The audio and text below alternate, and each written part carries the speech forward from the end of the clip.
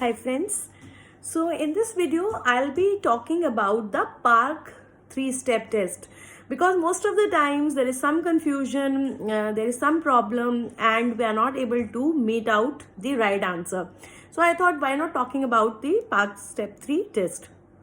Now the most important thing that you should look here is that in which eye there is hypertropia. That is the first thing.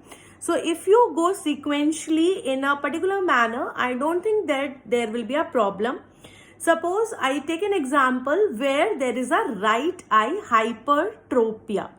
Now there can be two things. Either the right eye is gone into hypertropia, or the second thing, the left eye has gone down, and that is why relatively you are able to see hypertropia in the right eye. So let's begin. Suppose I can take the possibility of both. If there is a right eye hypertropia, either the depressors have gone into paralysis in the right eye or the elevators of the left eye has gone into paralysis. So two muscles of this side, two muscles of this side can be the entity. और ये चारों ही you will get in the option. So right eye के depressors means we have right inferior rectus and we have the right superior oblique. या फिर क्या हो सकता है, there can be the depression, the paralysis of the elevators of the left eye means we can have the left superior rectus and the left inferior oblique. These are the four muscles. Now you have to go to the step 2. Step 2 will tell you that in which gaze it is increasing, because you know it will always increase when the patient will look in the direction of action of paralyzed muscle. So that makes sense here. So if I say that it is increasing in the rightward gaze, so when I see in the rightward gaze, my right eye will go into abduction while my left eye will go into adduction, right?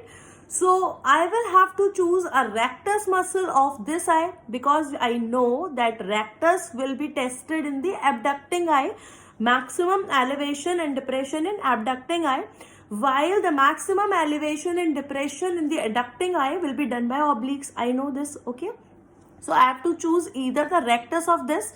So what is the rectus of this? It can be a right inferior rectus or it can be a left inferior oblique. So from 4 muscles now we have reached to 2 muscles. Okay. Now coming to step 3, which is most crucial. They are saying that it is increasing in the right head tilt like this. Now as soon as I tilt my head like this, due to the counter rolling mechanism, what will happen? The eyes are rolling to the opposite direction like this. When the eyes are rolling to the opposite direction, this eye will go into intorsion. This eye will go into extorsion. And we know that sin, superiors are intorters. So I should have a superior muscle here or I should have an inferior muscle here. Okay, because it is intorting. Now here I was having right inferior rectus or I was having left inferior oblique. So inferior rectus will not intort, that is ruled out, and this inferior oblique will extort. Therefore your answer will be left inferior oblique. So that is how you have to reach to the answer. You don't need any pen and paper because I got this message also that ma'am, I won't be having the pen and paper there, and at many places like this way they have shown that first make a cross, then start marking the muscles, and wherever you get a converge there, that is a muscle, because you won't be having any pen, paper, anything in your exam. So you have to do everything in your mind. So why to practice that thing which will not be possible in your exam? So just start with the depressors in that eye, elevators in that eye, then see the gaze. If it is abduction, on that side it will be a rectus muscle. In the adducting eye, it will be oblique muscle. Step 2. Step number 3, the head tilt. Now, when the head tilt will take place, the same side eye will go into intorsion, the opposite side eye will go into extorsion.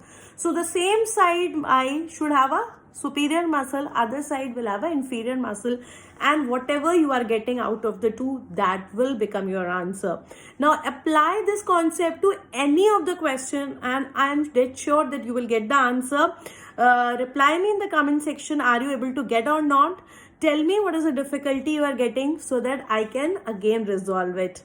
Thank you so much. Happy ophthalmology.